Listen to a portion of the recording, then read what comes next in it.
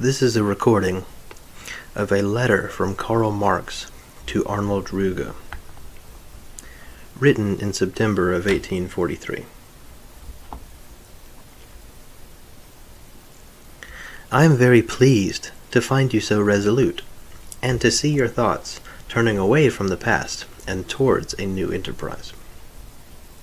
In Paris, then, the ancient bastion of philosophy, may this be no ill omen, and the modern capital of the modern world.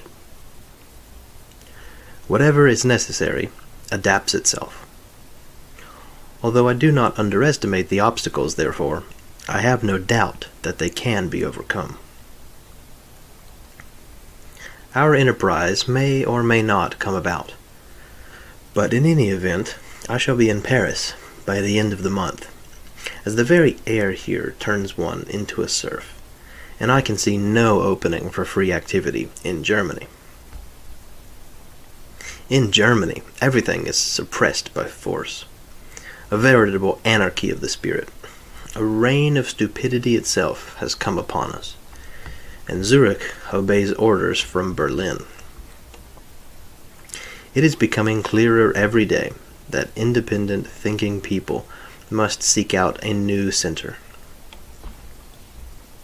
I am convinced that our plan would satisfy a real need, and real needs must be satisfied in reality. I shall have no doubts once we begin in earnest. In fact, the internal obstacles seem almost greater than external difficulties. For even though the question "where from" presents no problems, the question "where to" is a rich source of confusion. Not only has universal anarchy broken out among the reformers, but also every individual must admit to himself that he has no precise idea about what ought to happen. However, this very defect turns to the advantage of the new movement, for it means that we do not anticipate the world with our dogmas, but instead attempt to discover the new world through the critique of the old. Hitherto, philosophers have left the keys to all riddles hidden in their desks, and the stupid, uninitiated world had only to wait around for the roasted pigeons of absolute science to fly into its open mouth. Philosophy has now become secularized, and the most striking proof of this can be seen in the way that philosophical consciousness has joined battle not only outwardly, but inwardly too. If we have no business with the construction of the future, or with organizing it for all time, then there can still be no doubt about the task confronting us at present.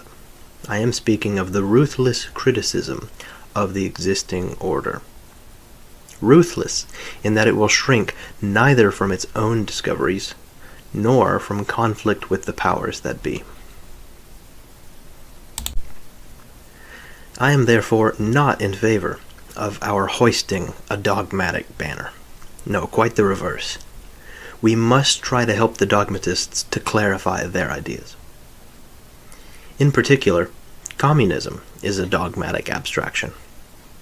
And by communism, I do not refer to some imagined possible communism, but to communism as it actually exists in the teachings of Cabet, Des Amis, and Weitling, etc.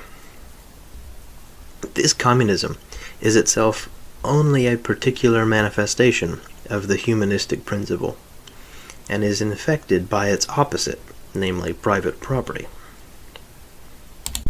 The abolition of private property, therefore, is by no means identical with communism. And communism has seen other socialist theories, such as those of Fourier and Proudhon, rising up in opposition to it. Not fortuitously, but necessarily, because it is only a particular one-sided realization of the principle of socialism. And by the same token, the whole principle of socialism is concerned only with one side, namely the reality of the true existence of man. we have also to concern ourselves with the other side. In other words, with man's theoretical existence,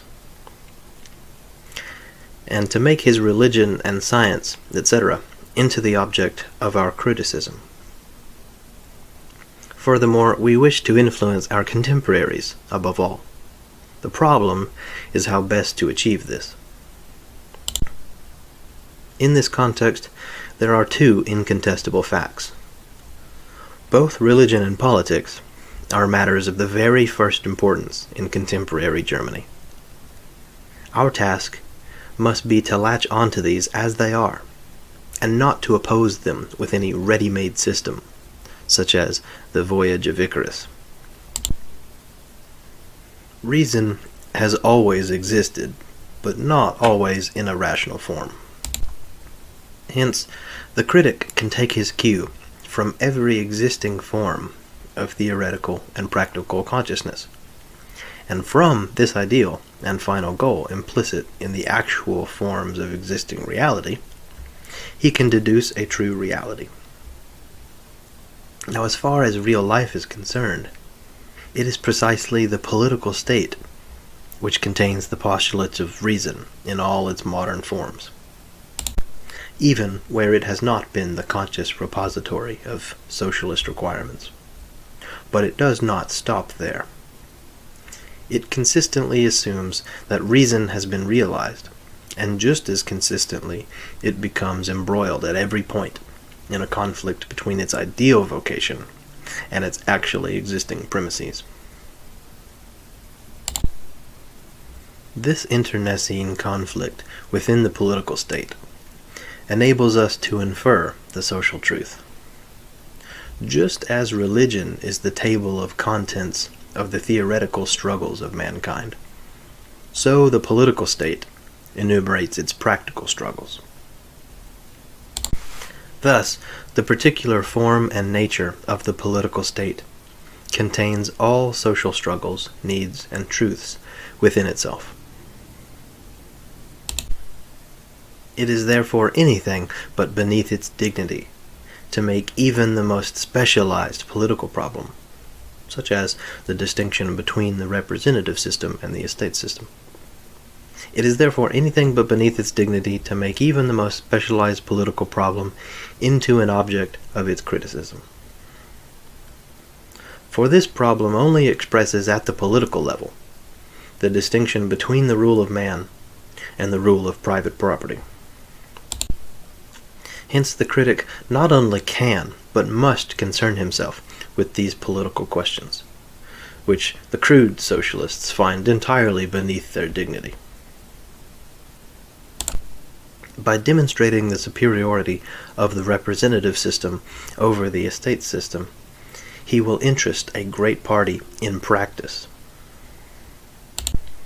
By raising the representative system from its political form to a general one, and by demonstrating the true significance underlying, he will force this party to transcend itself, for its victory is also its defeat. Nothing prevents us, therefore, from lining our criticism with a criticism of politics, from taking sides in politics. In other words, from entering into real struggles and identifying ourselves with them. Now, this does not mean that we shall confront the world with new doctrinaire principles and proclaim, "Here is the truth, on your knees before it." No, it means that we shall develop for the world new principles from the existing principles of the world. We shall not say, "Abandon your struggles, they are mere folly. Let us provide you with true campaign slogans." Instead, we shall simply show the world why it is struggling. And consciousness of this is a thing it must acquire, whether it wishes to or not. The reform of consciousness consists entirely in making the world aware of its own consciousness, in arousing it from its dream of itself, in explaining its own actions to it, Like Feuerbach's critique of religion, our whole aim can only be to translate religious and political problems into their self-conscious human form.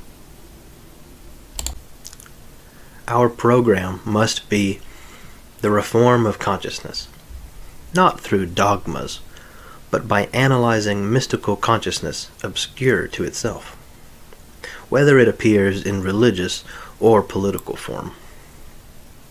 It will then become plain that the world has long since dreamed of something of which it needs only to become conscious for it to possess it in reality.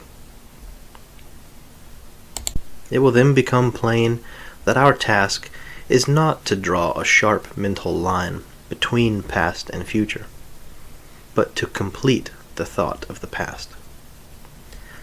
Lastly, it will become plain that mankind will not begin any new work, but will consciously bring about the completion of its old work.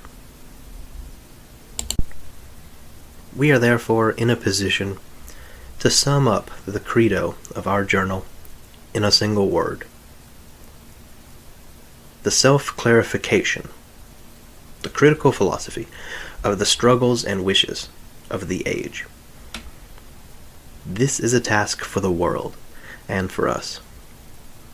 It can succeed only as the product of united efforts. What is needed above all is a confession, and nothing more than that. To obtain forgiveness for its sins, mankind needs only to declare them for what they are.